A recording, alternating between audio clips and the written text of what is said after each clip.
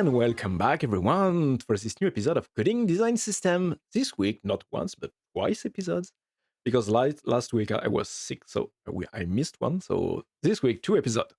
Unfortunately, George can't join today, so I will be your only host for today. And I'm more than happy to welcome Thomas on stage today to talk about different topics, probably dedicated to web components. Hello, Thomas. How are you? Hello, I'm great. Thank you. Thanks for having me. Oh, it's a real pleasure. We plan to do that for I don't know, weeks. So yeah, I'm really happy that we can finally do it live and directly. So first thing, for people that don't know you already, you're a developer, you're co-founder behind tools like Open Web Components, Modern Web, Rocket. You are working on the Lion design system from ENG. Am I right? Yeah, correct. Like, if you note it like this, it's a lot of stuff. Yeah, It's cool. Like, a lot of work, a lot of project involved in. So, but that's yeah, great. true. That's really great. When I okay, to be honest, folks, we are preparing this stream, so I have a few biography of Thomas under my eyes. But when I read it at the first time, I noticed that you started to work with Moo tools at first, and Yeah, yeah, so we probably met at that point because I was big user of Moo tools at some point. Yeah, I said that something like 10 or 15 years ago, something like this, because we are old, I guess. but yeah, man. Like, time flies. definitely. But I But still remember, like, yeah, I used it really, like, back then. I had programming in school. Like, I learned it in school, and I really didn't like it that much.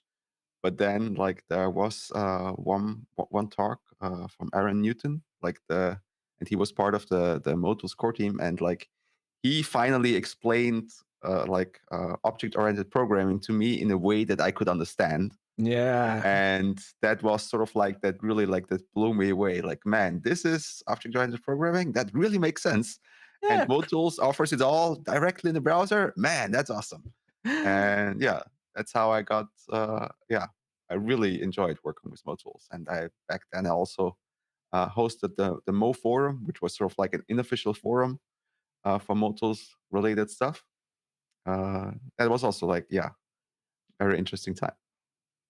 Yeah, definitely. Now, I guess that the first time I started to work with Mutus, I discovered Mutus. Well, was um I was teach about front-end programming and JavaScript with a guy named Christophe Porteneuve, which is one of the most influential people in JavaScript ecosystem in France at that point. And he was a core maintainer of Prototype and Scriptaculous. And he told me about Prototype and Scriptaculous, and I was, wow, that's so complex. And sometimes I discovered Moo tools, and I was just, woo, that works. This is exactly how I want to build an interface with fancy animations and subtle but really clever effects. And I was just, yeah, this is why I want to do web interfaces and front-end interfaces. This is way more simple to do it like that. So yeah, it was a great time at some point, I guess. So you're working on a lot of different projects, as we mentioned. So Open Web, Modern Dev, and so on. So mainly dedicated to front-end interfaces and components and so on. So my first question is, how do you see the future of web interfaces development in the next few years? Yeah, that's a broad question. Right. But I think it's a very good question. Like, we always need to look a little bit into the future to see where we're heading and what we want to achieve. And I think in my experience, or like what I believe in, is that, like, we can see the trend a little bit that components and just overall, like, if you now look into npm packages, like, packages become more aware of, like, huge dependency trees. So, like, or at least in my circle, I see a huge trend of, like, people that sort of, like, try to get rid of big dependencies. Like, and they try to re-implement existing dependencies just like with way less dependencies. So, for example, like there's different libraries that helps you like colorize the CLI, and like some of these have like hundreds of dependencies, and some of them have zero. And now, like I personally see in my circle that a lot of people are now shifting to like really make sure that they get rid of their dependencies. And I see sort of web components as a similar approach, because web components, they don't need any dependencies per se, or if they have a dependency, then usually they are really small. Like, for example, if we talk about lit or haunted, like they are really small things and not huge, huge, yeah, huge frameworks.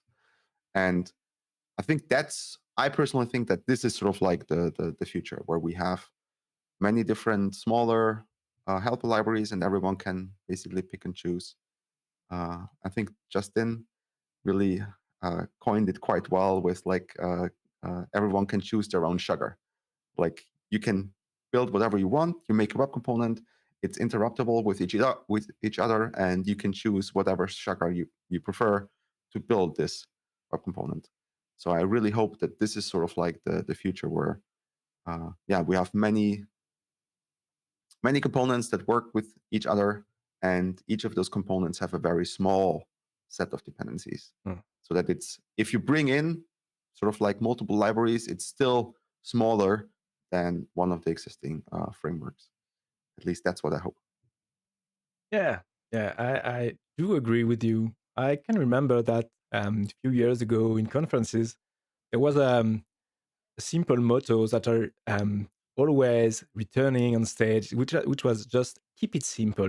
Keep things simple. You don't have to overthink things or overreact to things and so on.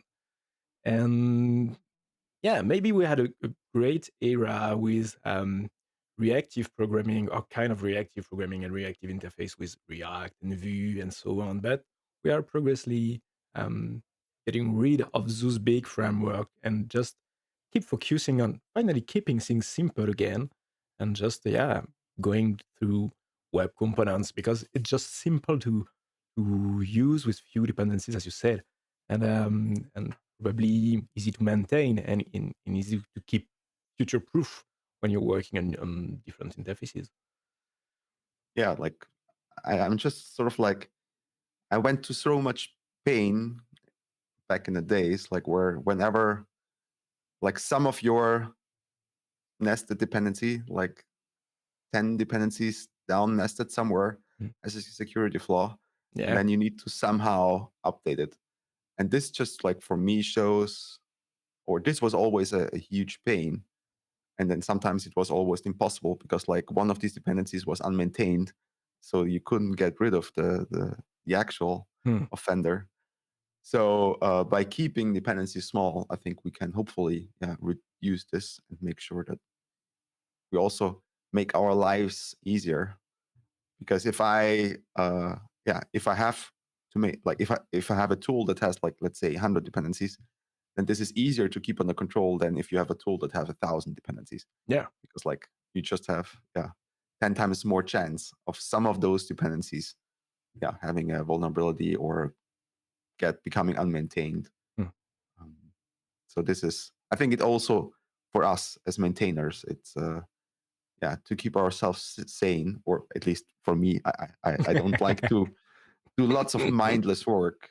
So I try to use things that are as closely related to what I'm using. So I really like to work as closely as possible with the browser directly, like as bare bone as possible. Hmm. So that's why I'm so hopeful for web components, because there is almost no barrier or like no abstraction between me and the browser.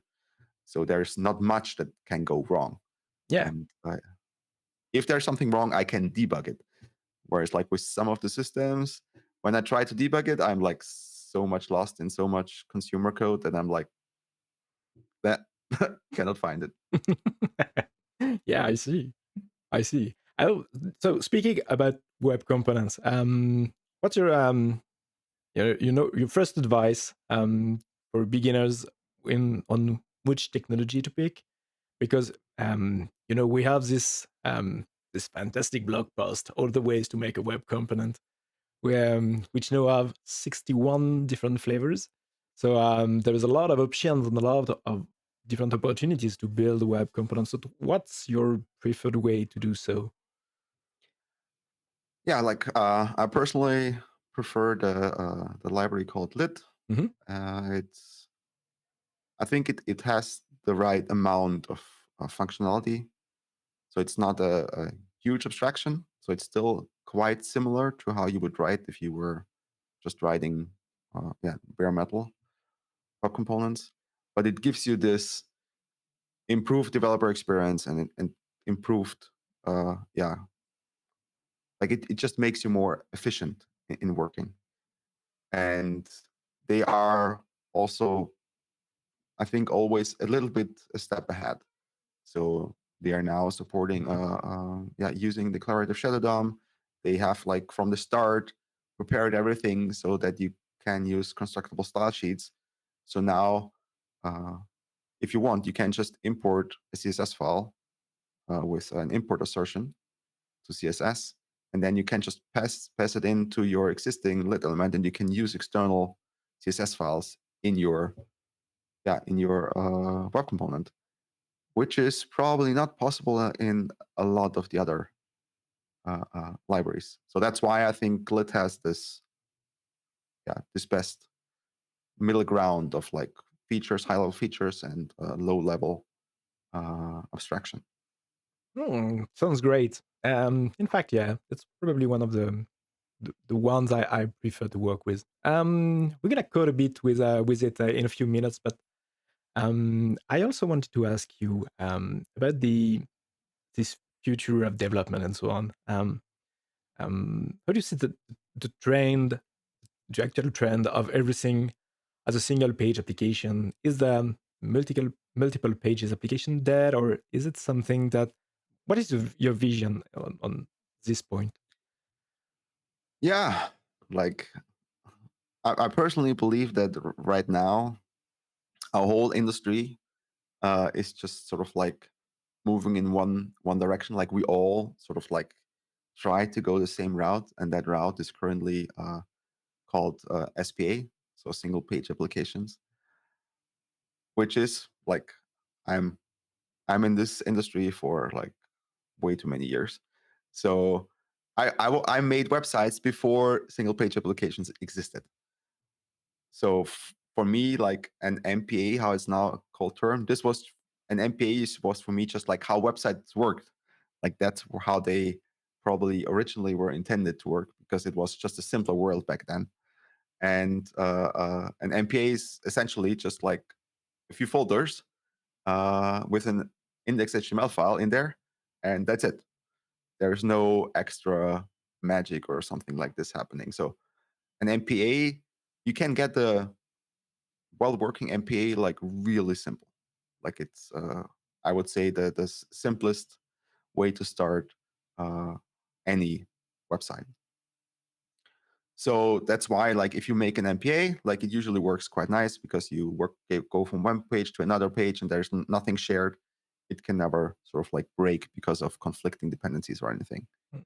Whereas with an SPA, it's a whole abstraction on top, right? It really changes how the browser works. Like basically, the browser is no longer allowed to do certain things. Like the browser no longer handles multiple routes, because you now have a handwritten built router that is all handled by JavaScript.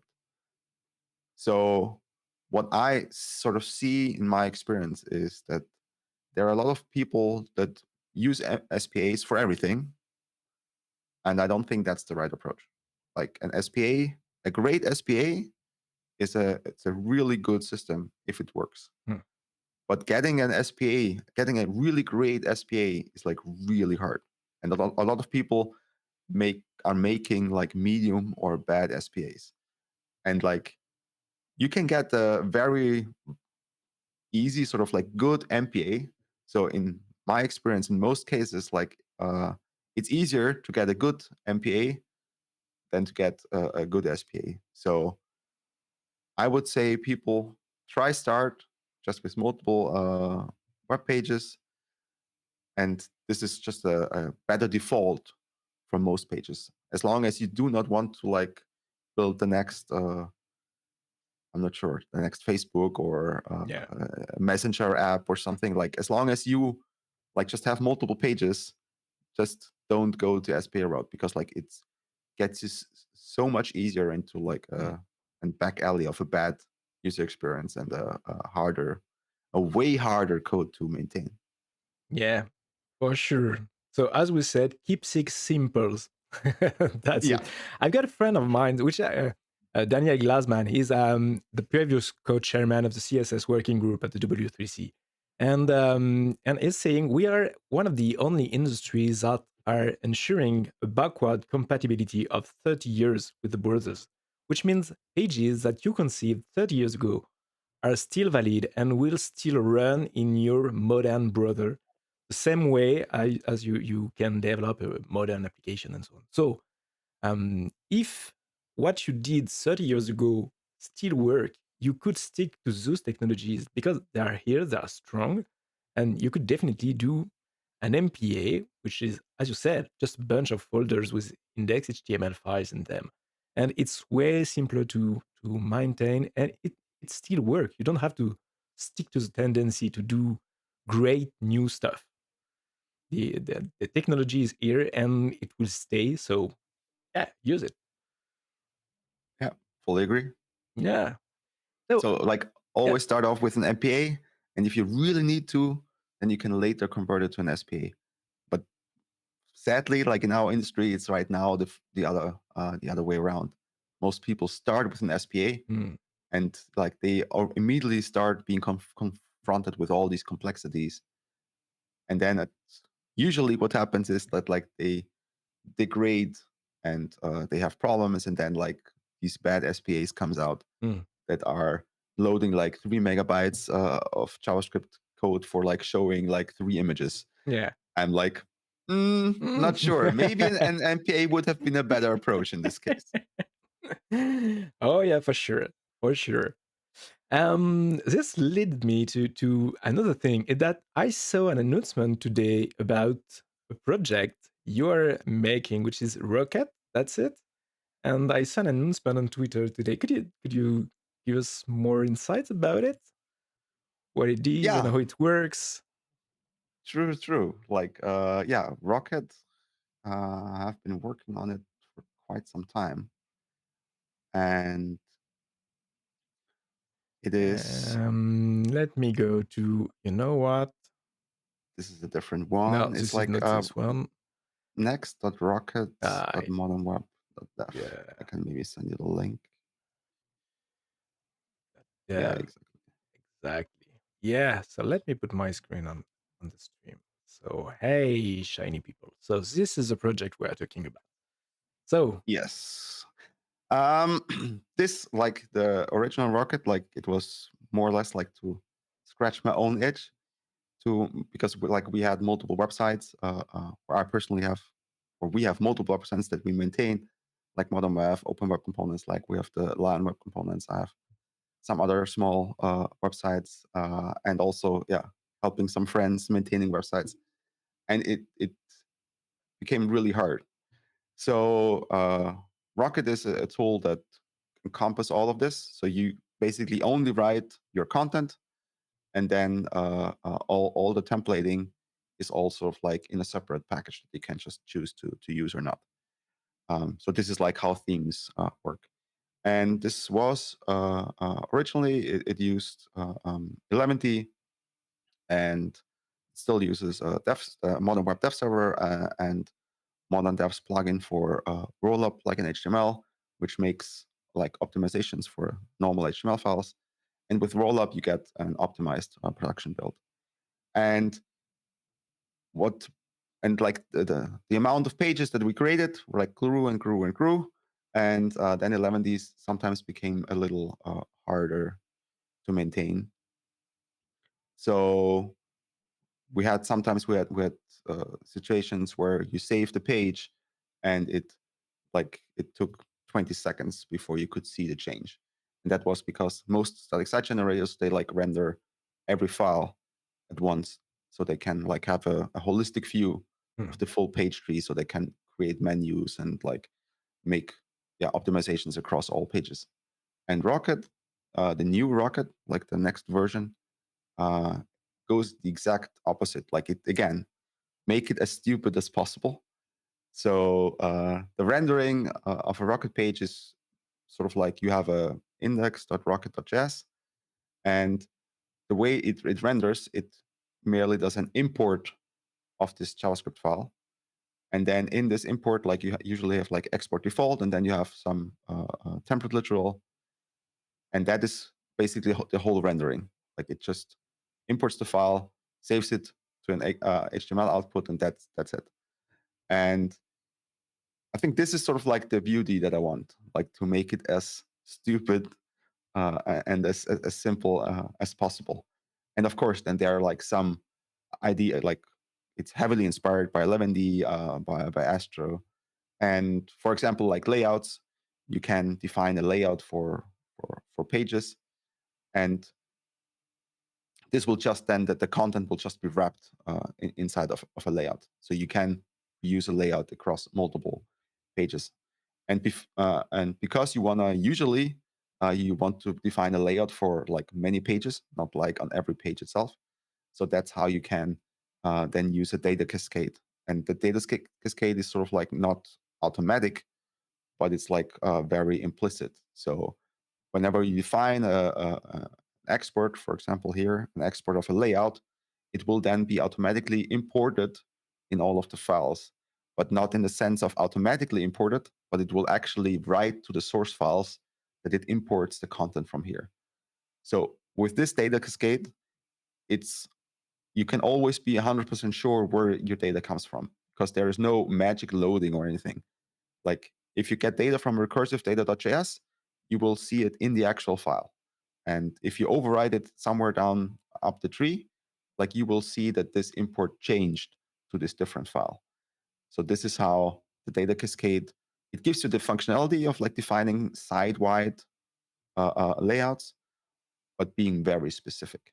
Like it's not magically added to all the pages, but you see the actual import in all of the pages. So when you change the recursive data.js, it could mean that it actually modifies like 100 different pages because all of these pages are using this default or are using depending on this recursive data. And because this is all ES modules, like there is no CGS or anything, we can maintain a dependency tree. So for every page like that we render, we just walk up the tree, like all the imports that you're using. So even if you are importing a layout from node modules or whatever, like it's still part of the dependency tree. So if you go into your node modules and you hack around and change the layout, it will still automatically detect the change and it will still automatically reload and rebuild the page, all the pages that are affected by the changes that you do. And I think that's really, I think, beautiful, and also it fully supports my workflow because, like, I mean, the amount of times I went into my node modules to hack around and like fix stuff, Yeah. it's just like too much. Yeah, been there, done that. Yeah. And these are sort of like all these things all together, like the data cascade, like the simple rendering, uh, also that it only renders individual files. So when you start up, like even if you have 10,000 files, it will only render the files as you visit them while developing. Like when you do a production build, it renders everything, like a classical static site generator. But while you're developing, it only renders individual pages. So when you start off, it only generates one index HTML file. When you go to docs, it will render this docs/index HTML file. So it really is, yeah. So and that means that no matter how big your site grows, it will never be a performance bottleneck because Yeah. it's only rendering what it actually does. And I think this is also one of those mantras: is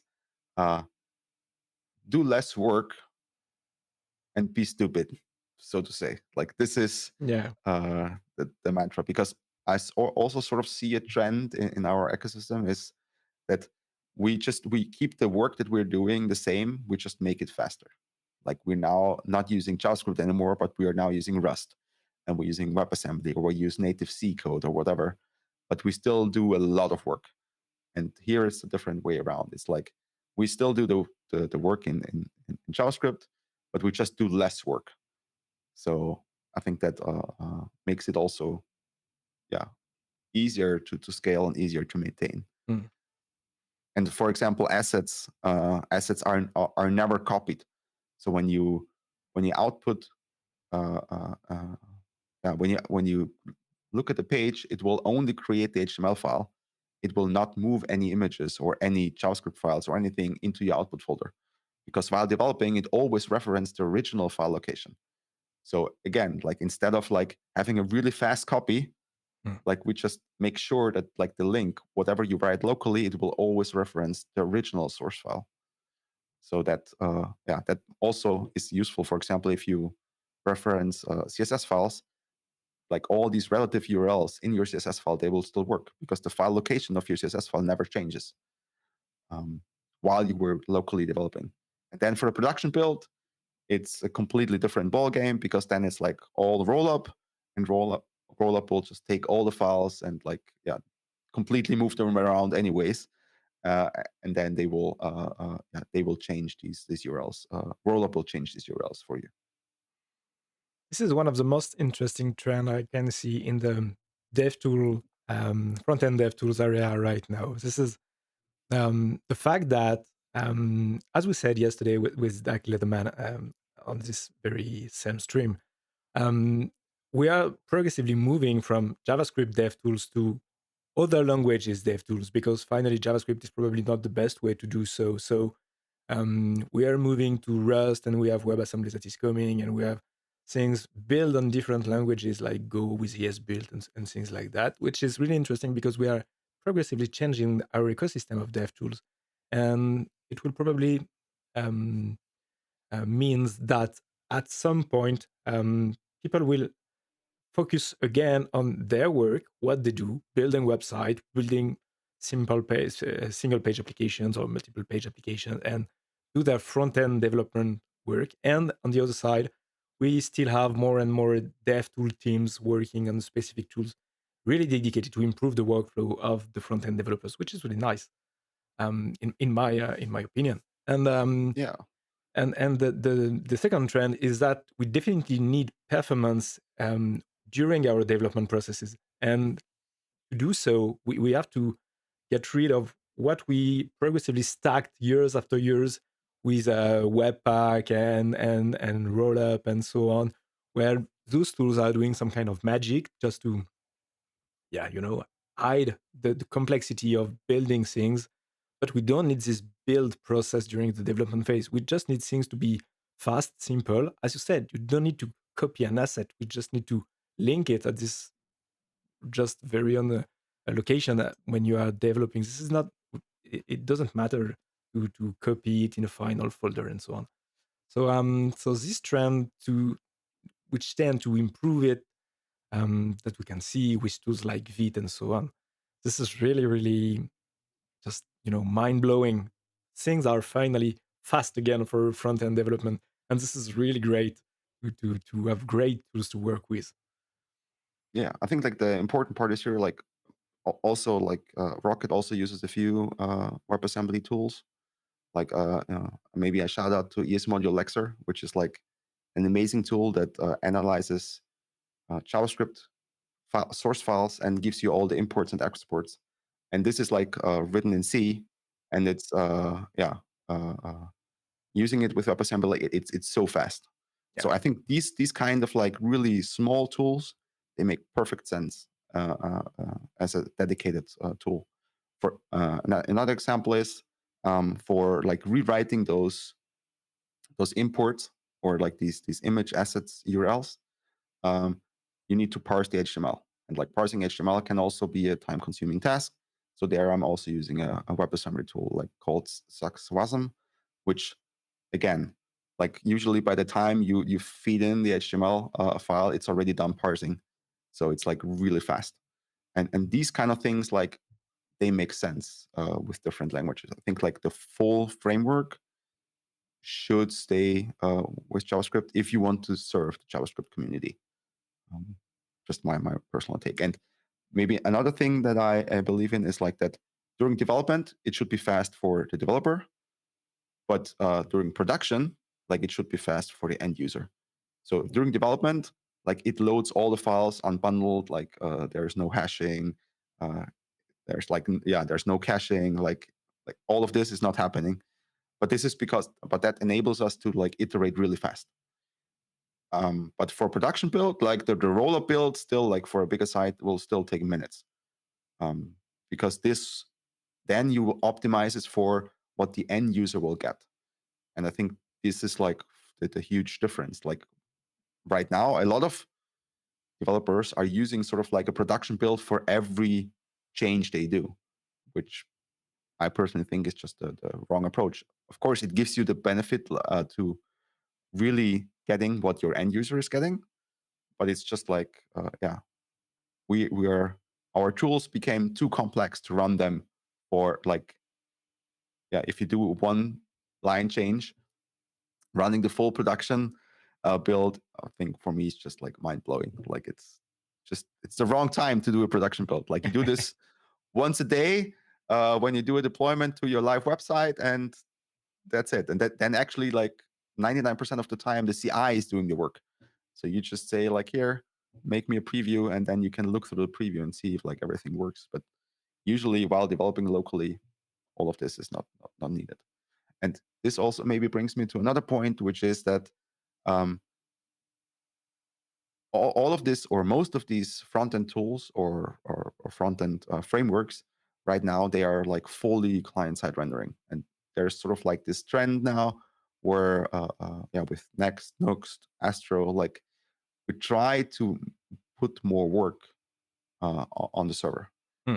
And this is also where Rocket, sort of like, the default rendering is actually on the server. So if you have a web component that, for example, purely has styles, let's say a inline notification, or like you have like a 2-column component, like, this component makes it nice that you can just sort of like use the same web component, but it will have zero impact on the JavaScript that your end user will get, because it's all rendered only on the server side. And I think this, again, like, brings it, we focus more on the end user performance. So we want to ship as little as possible JavaScript to the end user. And for that, like, rendering components on server side is like a huge improvement. And I would, like, if you would ask me like half a year or a year ago, I would have never imagined that I advocate for saying, hey, make a web component for a 2-column component. Like, this is like, I now have a web component that like has like 3 lines of CSS in it. And that would be like mind-blowingly stupid before, because why would you ship like a full JavaScript file, like down the client, or like doing 3 CSS files, Hmm. 3 lines of CSS? But if you server render it, like, then it's then you don't pay this cost. Yeah. And additionally, you even get a benefit, because now, instead of like having a huge CSS file, like with all the different column size and all the variations, you have it encapsulated in multiple web components. And only those web components that you're using will ship their CSS. So you get sort of like tree shaking for CSS by server rendering web components with CSS, which I think is an interesting approach to Yeah. this problem. Yeah, it's totally different. But in our very specific areas, the areas that we try to solve with Backlight, which is, making design system available for everyone and helping everyone to start with their very own design system and push it, advocating for it. I think this approach is definitely one of the best one, because you could easily decouplate your whole interface into different pieces and different small components, even your layout, as you're saying, like you need a 3-column layout, so make a component for it. It's in your design system. It will help to handle everything regarding this specific layout. And because it's server-side render, you don't pay the cost of it, and you don't have to care about it. And it perfectly makes sense at this point to embed as much as you can in different kind of components, because it won't impact your end user experience. But you have to do so only if you are able to not impact the final user experience, and not ship a bunch of useless JavaScript into your final user browser. So yeah, I'm totally with you, totally aligned with this very specific approach. Yeah. And then like I think this is sort of like the combination it is. And maybe we can even like just say like as a fallback, sort of like if you cannot do server-side rendering, right, in a specific environment, you could still use these components. They would still work. It would be not as nice, but it would still work. Yeah. Which I think is always like a good sort of like fallback. Yeah. And then like I think what Astro sort of like made really, I think, popular or like popularized it more is like the island architecture. It's also like similar to how Remix Run is doing it. Mm. So I think this is also a very nice approach where you like server render it for by default, but for some, like a lot of times, like a component will not only ship styles, but it will also handle interactivity. And as soon as you like need to handle interactivity, you need to have JavaScript on the client side. And this is then like how you can do a hydration. And I think this is something that was not really well established, or is still not really established for web components. Mm. And that's sort of like the next topic I want to dig into, like how we can, server render everything by default, and only then load dynamically load specific components on conditions. So a big example is, for example, even on this page, like there's on mobile, I'm not sure if it's like in the live version, there's like a drawer for mobile. Okay. And right now, if you probably load this, like you will get this drawer, like even though you're on desktop, but it needs to like render on client side.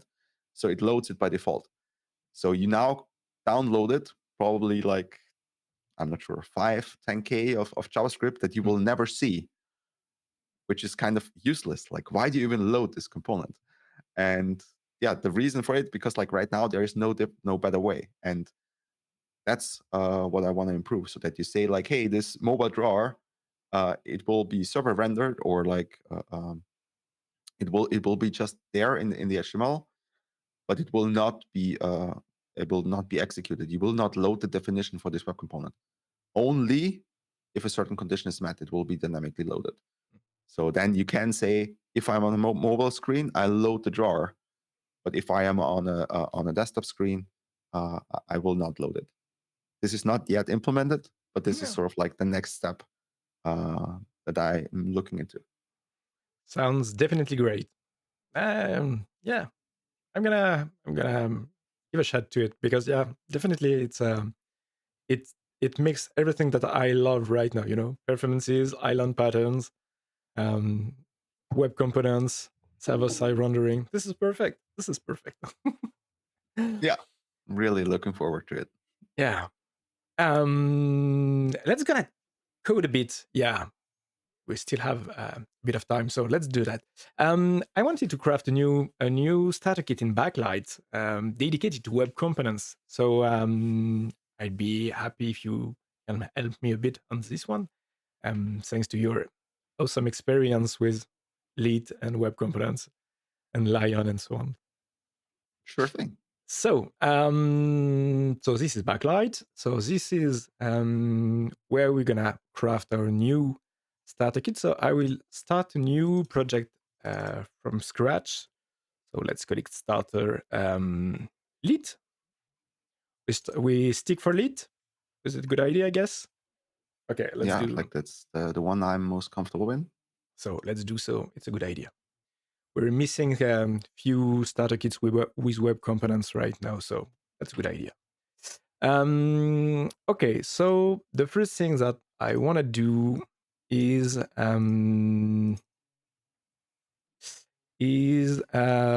creating maybe a few tokens let's say for the colors, to host the different versions of the different colors in my design system.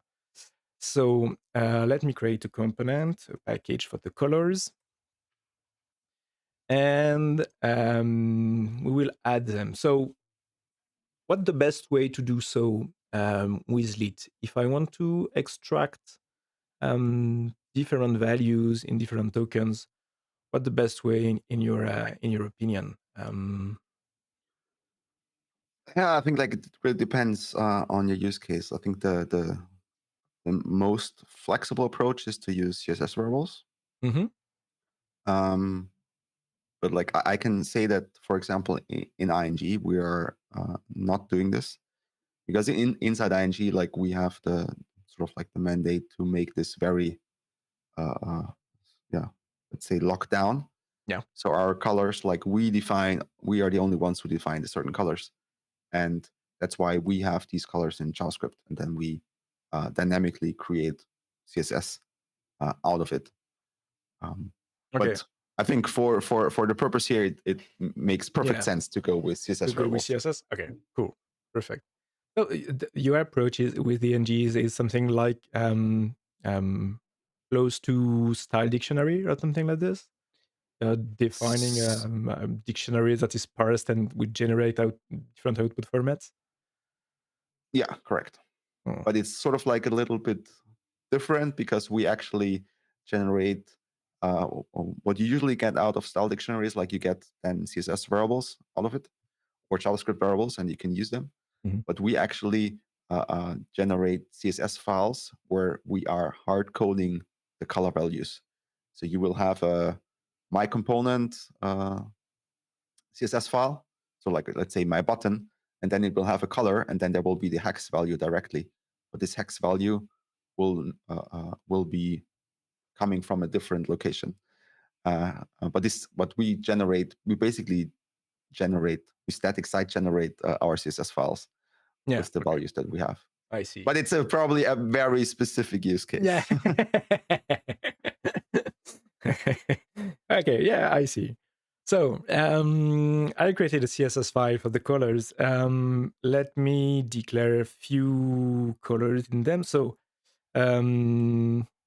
I'd like the approach to sandbox them. Maybe I could do a bit in it. Yeah, it would be better to see it like that.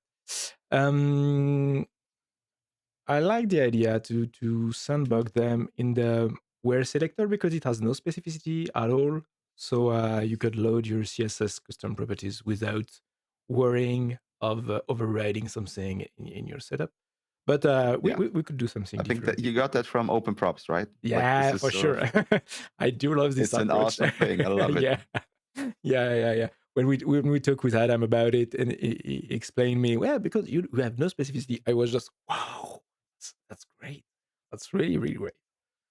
So yeah, let's define a few colors. Like in my palette, I could define a dark color, which is something like this, and I could define a palette, and I missed some point colors palette light, which is some kind of white. We could also define, I don't know, a palette blue. Blue is always good.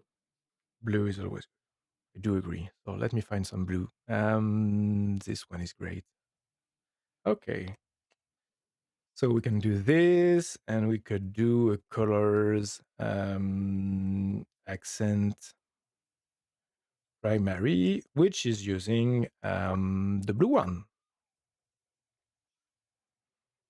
Palette blue.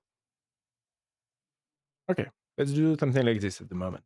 Okay, so now let's say we want to create I don't know, let's say a button because we started with design system with a button. I guess it's 2022. So Yeah, let's like create a button. I'm so sick of this button example. I do want to find something really better, but I'm still stick with okay. So let's create a button.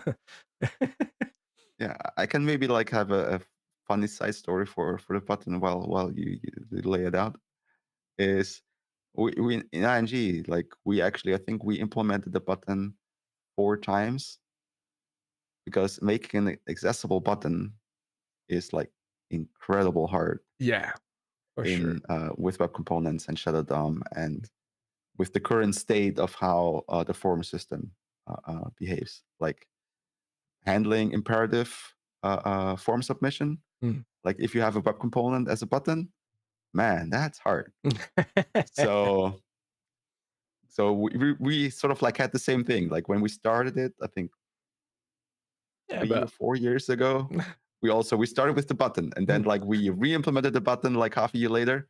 We re-implemented the button completely new half a year later.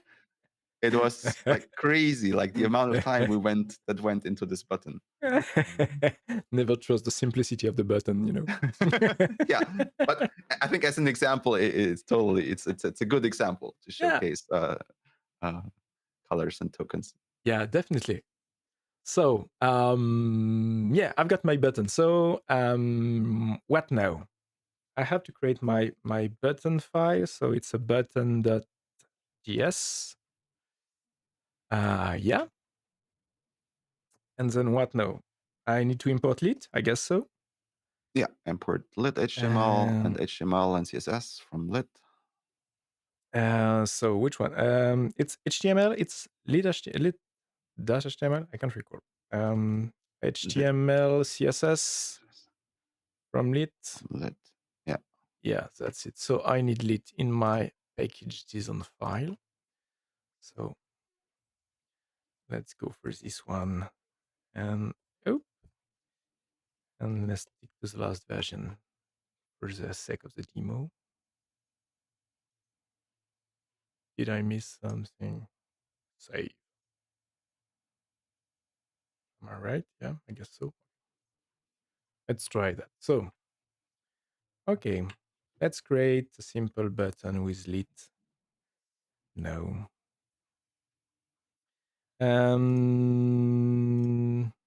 So, any advice on your side? What do you prefer to? Where do you prefer to start?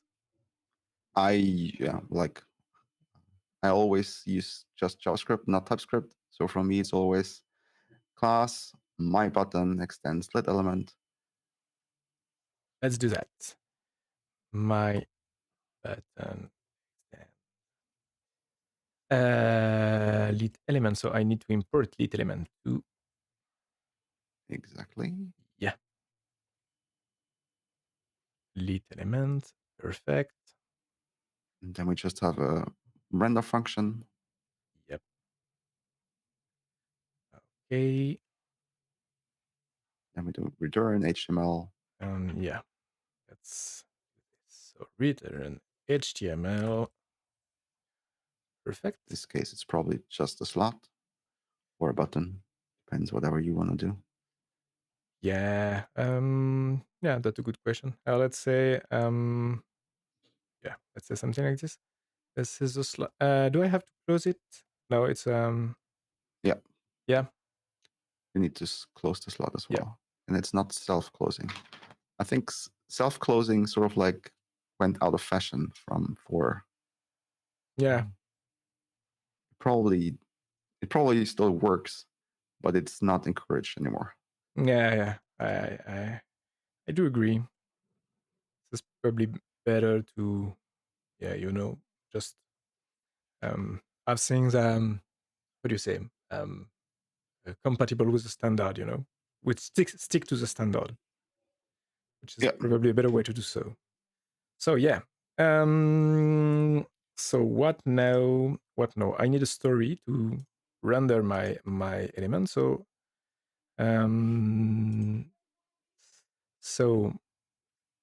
You probably need to use first like write custom elements.define, like give it a name, yep, tag name. to define the tag name. You're right. So it's custom elements define my button, which is using my button. We're right. Perfect. Yeah. So let's go to the stories and let's create a story to do so. So I'm gonna create an index.story the JS. Okay. And I will import my button from my source folder, which is button.js. Should have named it my button, but yeah, I change that later. And so I could export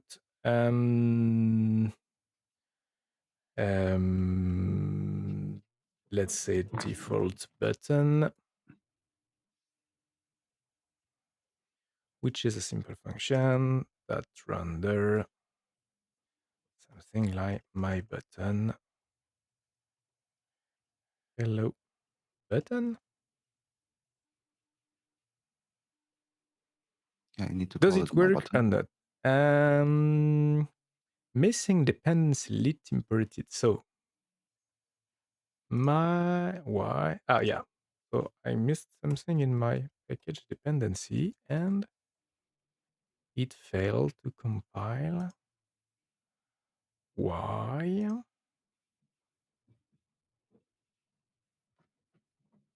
Mm-hmm. Maybe you need to specify version, like just Yeah. 2.00 or something. Let's see.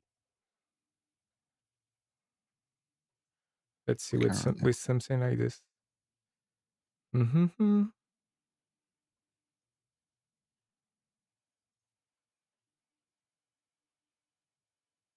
It seems that I do something wrong, but Classic. I can figure out why exactly. Yeah, because it should work. So let me check that. Let me check that. Like in okay, you know what? I'm gonna check in another starter kit. So Backlight Studio. Let's gonna pick another lead starter kit like the big one, which is Simba, which is based on Lion for sure. Mm-hmm. So in this one, okay, what do I have in the package JSON file? Yeah, it's just a lit, a simple lit in the dependencies. So go back to my simple starter kit. Let's say I want this one.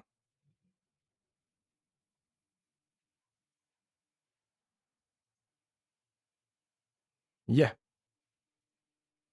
Okay. That's better. That's better. How is that different? But yeah. Awesome. Yeah, it's way simpler. Eh?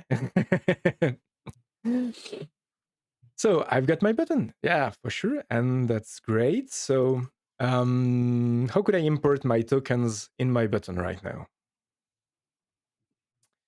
What the best way? I think we decided to use CSS variables. So Yeah. CSS variables, like they appears to shut it down. So you don't need to import anything. You can just use them directly. Okay. So directly in my rendering, I had to what?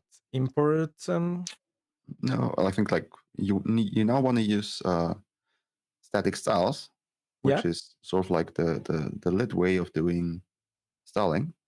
Okay. And that also supports, and that will actually, if the browser supports it, use constructible style sheets, which is, especially if you have like many components, way better than like having multiple style tags.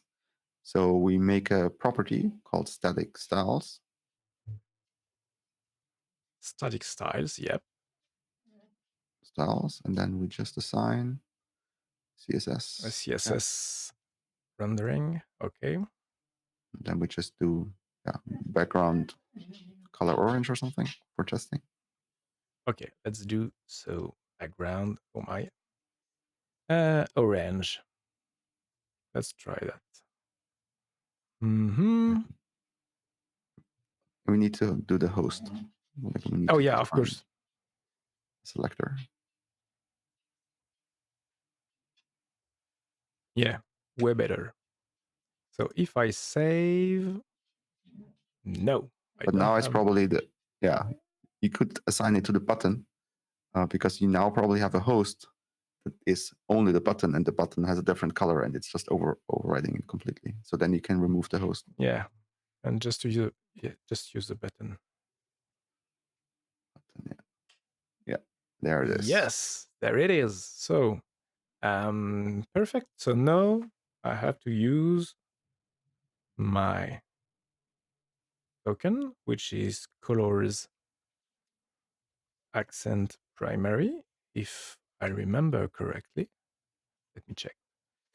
Colors accent primary. Yes, that's it. So colors accent primary, and let's save.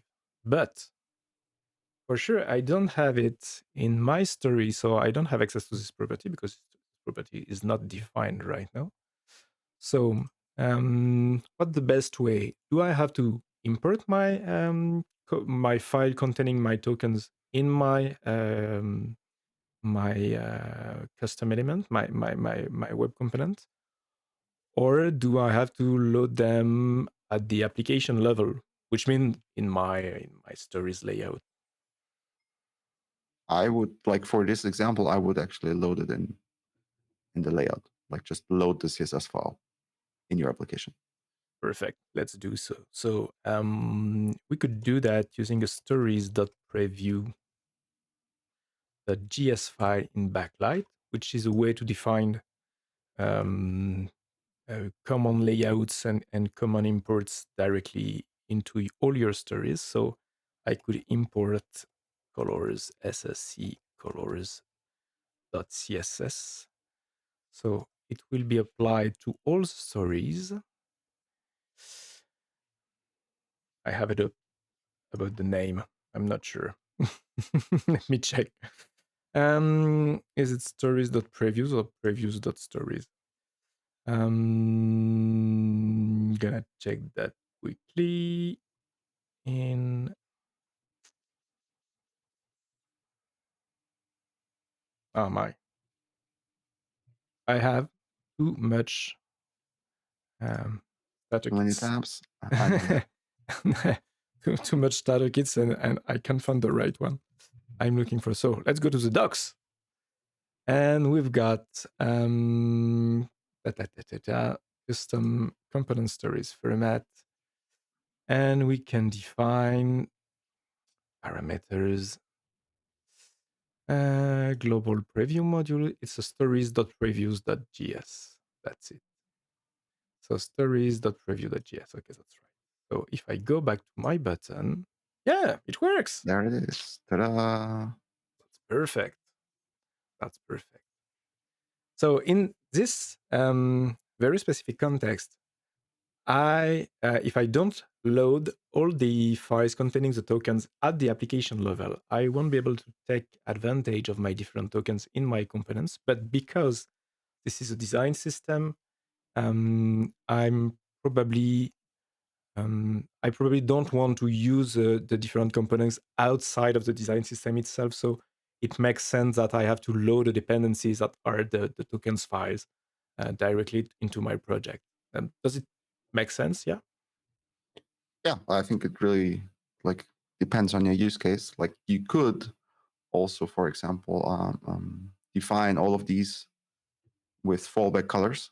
So Mm-hmm. you could say like that you use the color accent primary, or you use a fallback color. So like even if you're outside of your framework, it would still look okay. Or you could even like import the CSS file inside of the shadow DOM by using like loading the actual CSS file with an import assertion. But that would, in this case, like just lead to a lot of duplicate code Yeah. for no apparent reason. So I think for the use case that we are having here, it makes totally sense. Yeah, that's great. Okay, cool. It's a good start. So thank you very much for that. I gotta improve it and release it after I will add a few more tokens and a few more components. So everyone could use it after that as a starter kit in Backlight to start design system based on it. So yeah, that's great. That's cool. That's cool. So you just like make your project and then you hit one button and it becomes a starter kit?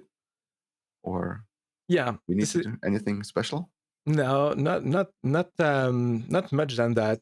The idea is that when you want to start a new design system in Backlight, you just have to pick. You can start from scratch, like we did, by selecting a blank project. But if you want to start with a preset environment, like a set of templates, let's say something like that, you can pick on the existing starter kits, like one based on React Aria, or one involving style dictionary setup, or using stitches or Sass or Nunjucks or Solid or open props or whatever you want. So we are trying to improve this list because, starting a starter kit, a design system from scratch is, it's not always that easy. Where to start? Where should I put my first values, my first tokens? What my first component should look like? It's not always that simple to figure it out. So the ideas with Zoo starter kits is just to, you could pick any one and just have a look at it, see how it works, and then trying to improve it or adapt it to your very specific workflow or very specific use case. But you're not lost with a blank page and saying, okay, and no, what should I do? So Makes so sense. yeah. So yeah, and I will be more than happy to have a starter kit dedicated to web components and Lit, because we don't have one at that time, and it's something that we definitely miss. So yeah, that's a good start. And we had a few setups, and that's all. And after, if you want to have a really big overview, you could also pick the features samples that are really big ones, starter kit containing a bunch of different components, like 40 or 60 components and so on. So it's more a big overview, but it's often more complex to start your own project with something already that big. Yeah, So yeah. Like then you usually start off like with already having a 50 or more tokens, and then like, hey, I now need to add the 51st token. Like yeah. it becomes a little messy, like because you get so much stuff. Like this is also like one of the core principles that we had with Lion, where we said we don't have any tokens or anything. Like this is purely functional, and the tokens live, in our case, like now live in a proper dairy system in ING. And you can still use Lion, but you don't need to override existing tokens because they are just none. It's So this Yeah. is, I think, like the huge difference between like having a full feature set, where like there are already like tons of tokens, there are already tons of components. Where when you start like with something that's very small, like it's always the balance, right? Either you start with something that's feature complete and you adopt it small, Mm. or you start with nothing, but then you need to create a lot. Um, Depends on what your goal is. Yeah. As often with software development, and especially front end development, I guess it depends. It depends of your context and your use case, your what you want to do exactly. So yeah, it depends. For sure, for sure. So we're running a bit out of time. So yeah, thank you very much for being with me today. It was really cool to have you on the show. I have just a final question, just to close this session. That so what the with all that we saw in different topics today. So what are the upcoming web features you are really looking for in the, I don't know, the next month or the next years? Is it something that is really exciting you? Yeah, I think like personally, I really, yeah, I mean, we have great features like declarative shadow DOM, which is very important for server-side rendering of web components.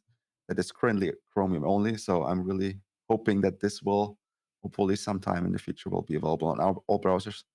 And what I'm personally really looking forward to is the scoped registry, a scoped custom elements registry.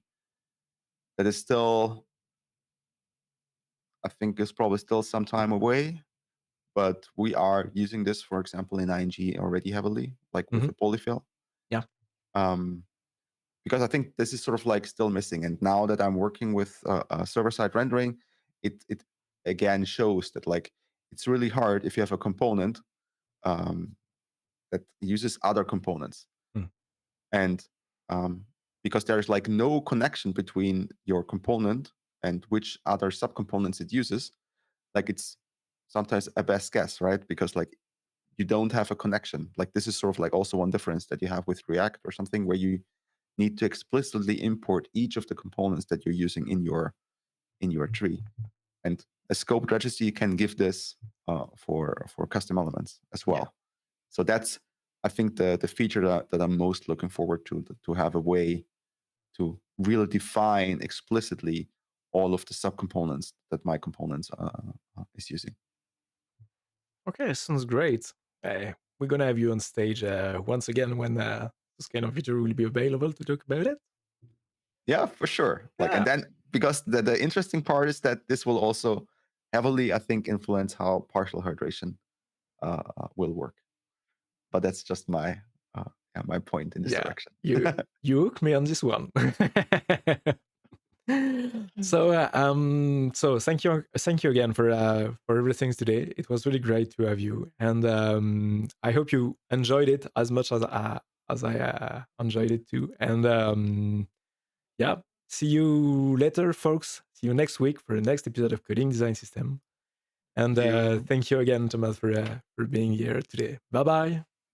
Bye bye.